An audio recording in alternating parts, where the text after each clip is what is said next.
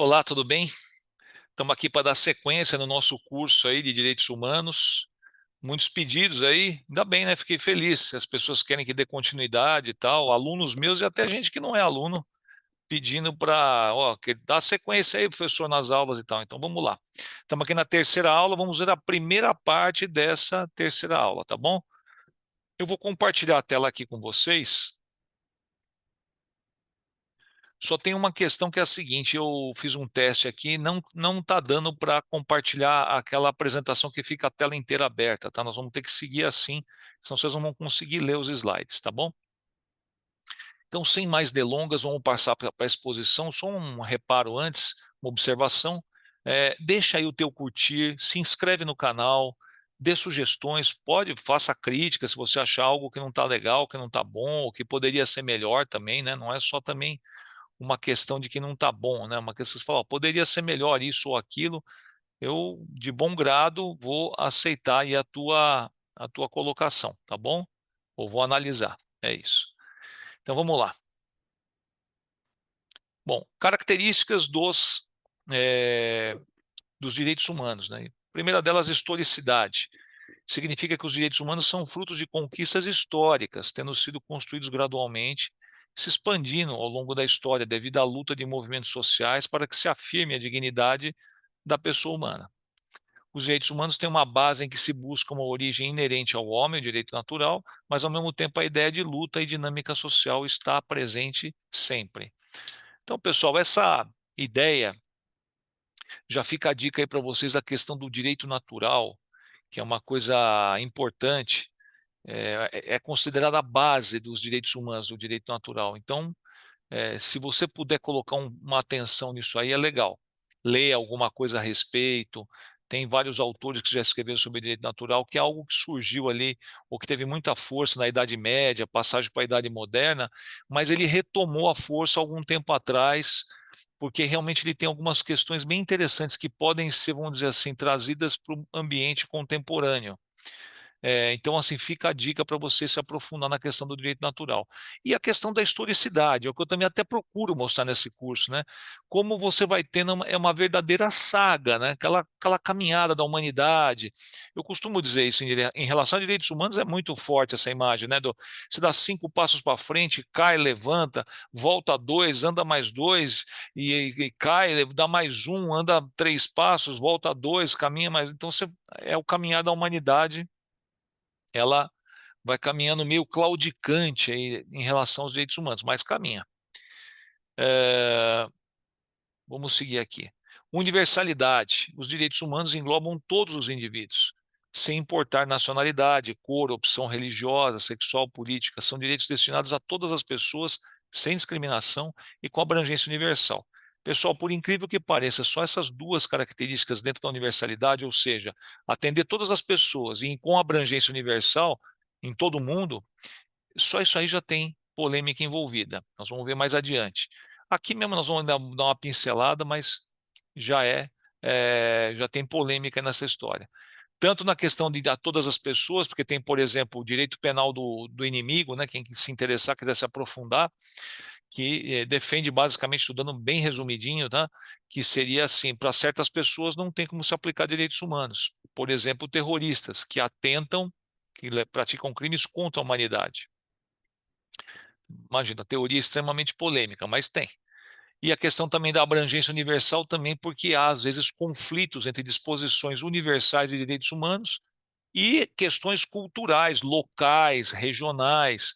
Há locais, por exemplo, em que homossexualidade, na verdade, trata-se como homossexualismo, é crime. O sujeito, só por ser homossexual, ele vai preso, pode ser até morto.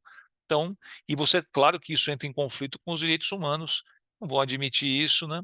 Mas acaba surgindo um conflito. Vamos aqui em frente. Veja o texto da professora Bruna Capellari. Justamente em razão da universalidade atribuída à titularidade dos direitos humanos a toda pessoa integrante da família humana, e por tais direitos serem reconhecidos às pessoas pelo simples fato de serem detentoras de personalidade jurídico-natural e dignidade humana, tais direitos devem estar isentos e imunes ao relativismo cultural de nações específicas. Veja essa parte final, né, que a professora Bruna colocou, que eu procurei pontuar para vocês antes, né? Imune ao relativismo cultural de nações específicas. É bonito de se ver isso, mas na prática, né, não acontece. Não existe essa imunidade que a professora Bruna está defendendo. Há muitas práticas, hábitos, eh, costumes de países, de áreas, de setores que conflitam com direitos humanos e mesmo assim seguem sendo praticados. Nós vamos mais adiante, em outras aulas, nós vamos ver isso. Então, essa imunidade, eu diria até, infelizmente, não existe. Ou não existe sempre, né, dessa maneira como foi colocado. Relatividade. Essa característica vem demonstrar que os direitos humanos não são absolutos, podendo sofrer limitações no caso de confronto com outros direitos, ou ainda em casos de grave crise institucional, como ocorre, por exemplo, na decretação do estado de sítio. Começando pelo fim, pessoal. Quando você tem um estado de sítio, por exemplo, você tem a suspensão de certos direitos humanos. Por exemplo, direito de se reunir, fazer uma reunião. É um direito humano, as pessoas se reunindo. Num estado de sítio, isso pode ser suprimido, pode ser suspenso, suprimido temporariamente. Direito de ir e vir. Você pode ter aquela história do toque de recolher, limitação de horário. A partir de tal hora ninguém pode estar na rua. Enfim, você pode ter questões relacionadas a isso. E sem contar outras situações de confronto entre direitos que nós vamos ver logo na sequência. Bom, num famoso caso, eu trago isso aqui só para mostrar essa questão do, né, não existe um direito absoluto no geral, né? No famoso caso americano, Riggs versus Palmer, 1889, século XVIII ainda, um tribunal, 19, desculpa, um tribunal de Nova York teve de decidir se um neto poderia receber a herança que tinha direito constante no testamento de seu avô, mesmo sendo o neto seu assassino. O tribunal observou que todas as leis e os contratos podem ser limitados na sua execução e ser feito, ficou errada a digitação, por máximas gerais e fundamentais do direito costumeiro. A ninguém será permitido lucrar com sua própria fraude. O recebimento da herança foi negado ao final. Quer dizer, o neto está contemplado como beneficiário no testamento, mas ele mesmo causou a morte do testador, aí, de quem deixou a herança para ele. Não tem como admitir. Então foi relativizado o direito dele. A relatividade precisa ser bem entendida. De modo geral, ela incide na avaliação dos direitos humanos. Assim, podemos ter liberdade de expressão, proteção à vida privada, desenvolvimento, meio ambiente, vida, pena de morte, vida e liberdade da mulher sobre o seu corpo, no caso do aborto, e assim por diante. Então, não dá para você pegar nenhum desses direitos que estão em oposição e dizer que um é absoluto em relação ao outro. Ele vai poder preponderar numa determinada situação que na outra pode ser avaliado de outra maneira. A tortura, no entanto, jamais pode ser relativizada. Para a tortura não tem nenhuma situação que você fala, não, mas aqui dá, aqui passa, aqui cabe, aqui é lícito. Não, não tem, né? Não tem possibilidade de que seja assim. A tortura trata-se de uma forma de dominação sobre o corpo do outro, claro, né? Através da produção de uma certa quantidade de sofrimento que se possa, se não medir exatamente, ao menos apreciar, comparar e hierarquizar. Está aí a fala do Foucault, Michel Foucault, no livro dele, Vigiar e Punir, que é um livro também famoso. Quem quiser também fica a dica de leitura aí. É, veja aqui também, ó, a Convenção contra a Tortura e outros tratamentos ou penas cruéis, desumanos ou degradantes, da ONU, de 84. Enuncia em seu artigo segundo o seguinte: em nenhum caso poderão invocar-se circunstâncias excepcionais, como ameaça ou estado de guerra, instabilidade política interna ou qualquer outra emergência pública, como justificação para a tortura. Então, não dá realmente para você é, é, oferecer uma espécie de uma exceção, né? Não dá, nem em situação de guerra. Aqui eu trago algumas imagens de tortura, né? Aqui, ó, essa da direita aqui do alto, chamada Roda do Suplício. Era aqui, se você vê, tem aquelas essas figuras aqui é, religiosos, né? Provavelmente isso aqui se refere à Santa Inquisição, época da Idade Média. Aqui o famoso pau de arara, o famigerado pau de arara, que vigorou aqui no Brasil, nós tivemos na época da ditadura militar. embaixo aqui essa do galão, molhando, para afogar a pessoa, né? Ela não morre, mas ela vai se afogando.